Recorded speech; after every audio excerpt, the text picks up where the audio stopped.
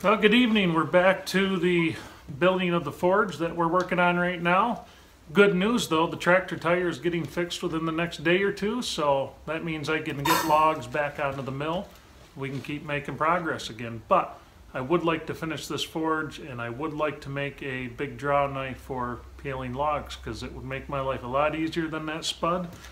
And at this point in time, with the snow on its way, the easier I can make it, the better. But anyway, tonight we're going to work on placing the burners. We're going to work on mocking up the burners. I have it kind of set up right here with some 1/4-inch brass tubing. Now, you may think that 1/4 inch is just too small. Keep in mind that if we were, say, running, let's put it in terms of what your household furnace can run, or something of that nature. So a 3/8 gas line, 10 feet long, at 11 inches of water column, would be, that could carry like something like 49,000 BTU. That's at 10 feet long. So this is such a short length, I guarantee you we can carry a lot more than that, especially since we're going to need a higher pressure regulator than what you normally see on a residential heating system or something like that. Most of your gas valves for your residential stuff, if you're using LP, usually is rated up to a 1/2 PSI. So this is a little bit different. We're trying to force the gas through here at a higher rate.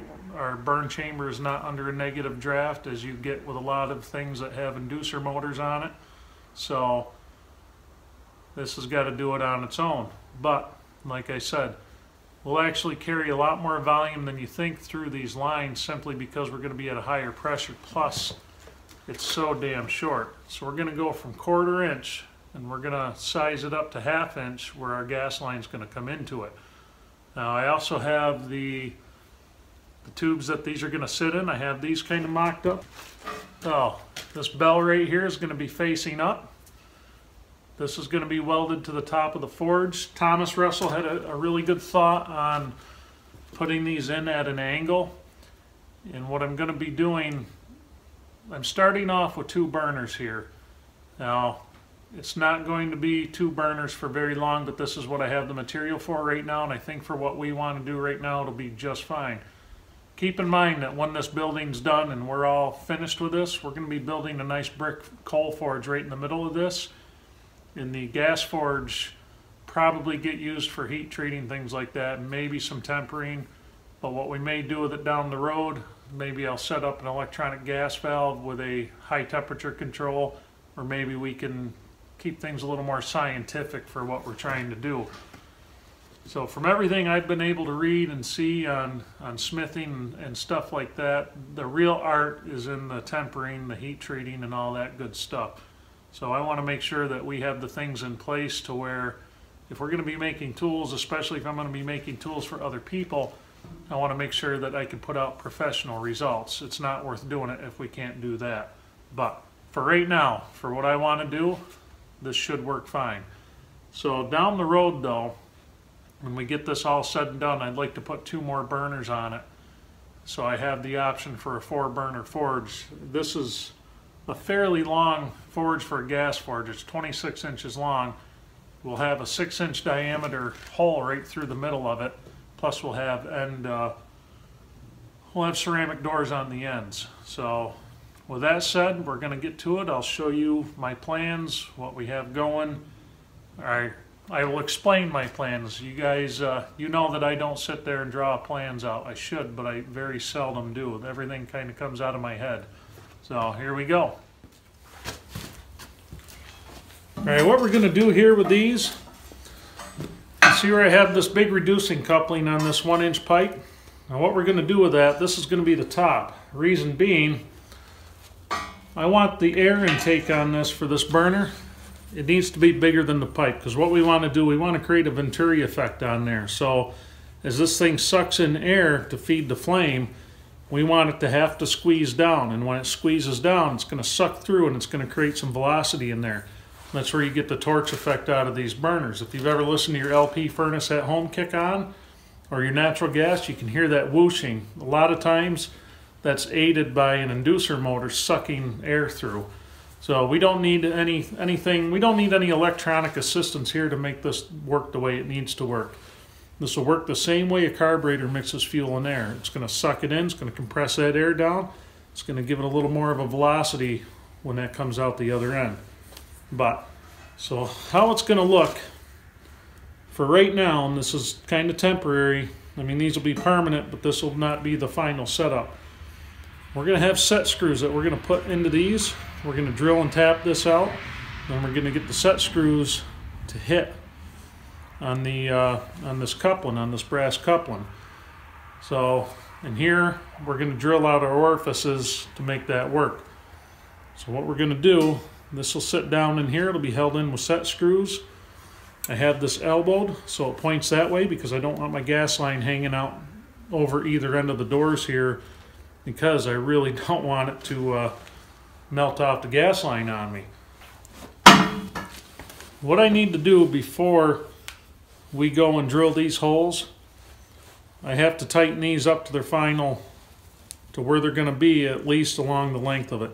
Because what's going to happen is you're going to have a certain amount of take up in the pipe threads, and if I just go and mark centers out right now and use those centers are going to be off. I want these as perfectly centered inside these burner tubes as I can make them.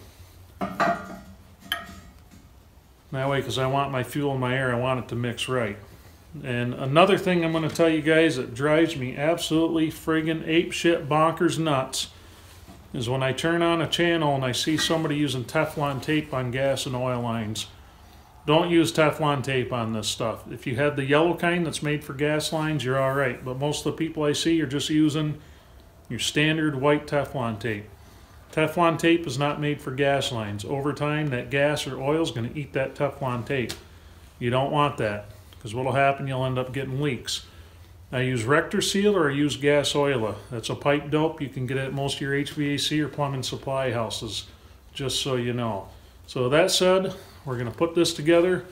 We're going to tighten it all down, and then we're going to line up our centers, drill them out, and tack on the 1-inch couplings that are going to go right here. And then I have nipples that are going to come up through. I'm going to tie into that. That'll get us out past our refractory. You're up in the sky, I'll carry you home, home to the mountaineers. And soon, my friend, you'll see them again, the ones you left behind, the ones you left behind. And I'll sing for you all the way home.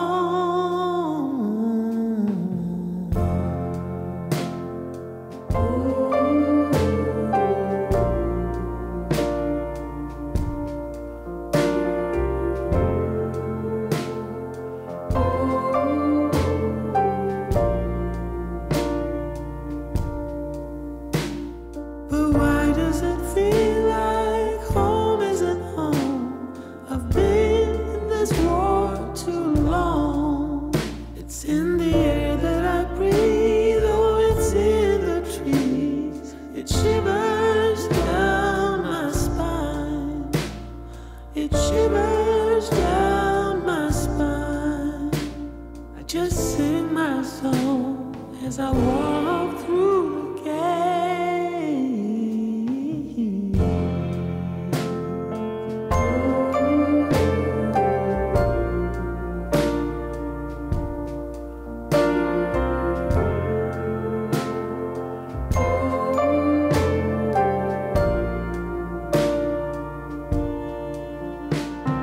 And there she stands just like before, but she doesn't look the same. The fear in her eyes, I've seen it before, and she can't recall my name. No, she can't recall my name. And so I sing to her as I fall on.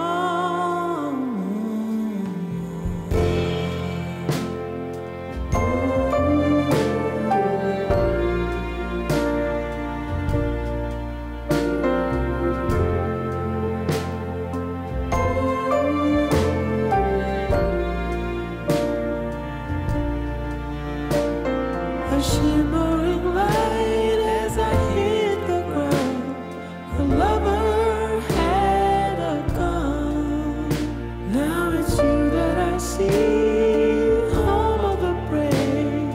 Oh, how you bother me.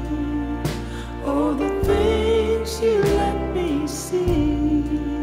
But still I sing for you my last song.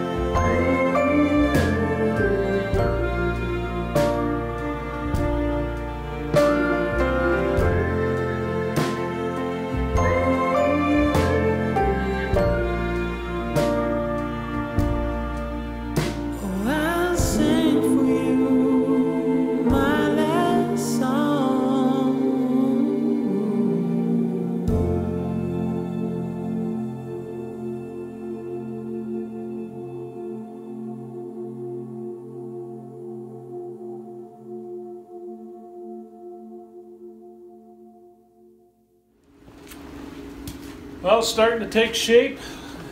So here's where we're at. We have this kind of roughed out. It's fabbed up, it's tacked. This one's tacked in pretty well. This one I didn't have enough heat, but it'll hold till I can get it over to the stick welder. When I take it over to the stick welder, what I plan on doing, I'm going to tack those again with a stick welder, and I'm going to grind these shitty popcorn welds off of here. That stuff drives me nuts. But what we have down here, remember I said the other night, I told you that I'd be putting a tool rest on here, or for longer material. Now, to be honest with you, I don't see this getting used a whole hell of a lot, because I'm interested in making chisels, gouges, tools, stuff like that. I'm not into swords or anything like that, but I want to make useful things that I can use on a daily basis here in the shop, and when I get good enough at it, maybe some to take orders. Who knows? We'll see what the future holds. But right now we're at a good point. I'm going to get a piece cut to go across here. Probably what I'll do is just tack something on quick, and then we'll zip it off after. I'm not going to put the final rest on here yet though, because I want to wait to do that until we have the refractory, because I want this rest even with the bottom of the forge. Excuse me. So I want this even with the bottom of the forge. So we're going to just tack a cross piece on here so we can slide it in and out for now. Like I said, everything's going based on the final weld.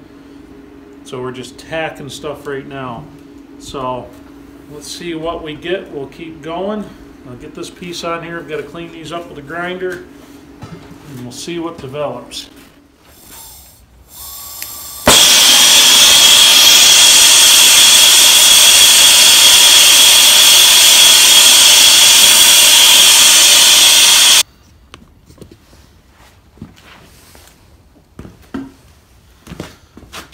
Always a good idea to plug in the welder. That usually helps. All these helpful hints, you know. Where else can you go and get these kind of hints? Things like electricity, you need it to make the welder work. Damn, they're brilliant if you ask me. Okay, let's see what we get.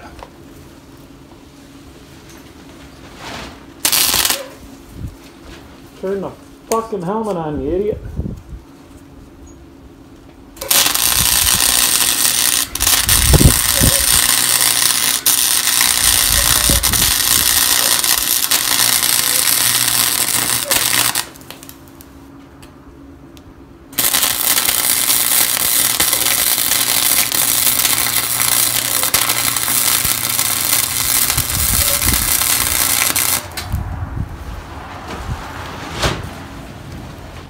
Alright, I had to shut one of the lights off, but you can see what we have. I ran out of wire. I'll have to grab some this week. But anyway, we're far enough along now. Hopefully tomorrow night I'll be able to take this over to the shop, get the stick welder out, run the leads out of that nasty ass shop, get all this stuff welded right. Like I said, this the far blast tube for the burner, the drawer assembly, that's a little little loose on there, but the top two tacks are holding it, so it'll be all right till I get it over to the stick welder. The centers came out pretty well for not putting a square or anything on it, which I really need to get in the habit of doing that when I'm welding. I need to pick up some of the right angle magnets that I see a lot of people use. That would probably be really handy. Well, you can see here we've got our rust started. So once we get the refractory in here, we'll see if we have to add a piece on here to make it, probably just weld a piece of plate steel on here. But like I said, I'm not planning on making anything terribly long, just some timber framing slicks, some firmer chisels, things like that, gouges. So I mean, they'll be long but not terrible. I can see in the future though, we'll see how it works with two burners. I'm probably going to have to add more. If I add more, I'm going to take Thomas Russell's suggestion. I'll put one, say, at an angle in right here, and I'll put one at an angle in back there. And then I've got heat blasting around all sides of this thing. For any of you out there who are, if you're a blacksmith or something like that and you deal with stuff like this, if you have any input, please feel free. I'm not an arrogant guy. I do listen to suggestions. I'm not one of the, I'm not a YouTube elite person who knows everything there is to know about everything. It's just not the way I am. I learn a lot from subscribers and viewers, so feel free to put your input in there. You're not going to offend me in any way, shape, or form. Just keep it clean, keep it nice if you can. If you don't feel like keeping it nice, that's fine too. But anyway, I hope you guys are enjoying this build we have going on. We're getting pretty close to making refractory for this thing. We're supposed to get a lot of snow coming up here towards the end of the week, so I'm going to try to hustle, get this thing done. Tractor tire's supposed to get fixed within the next day or two, which will be great because I really need that. So I can get that top plate back in here, get it on the mill, get that cut.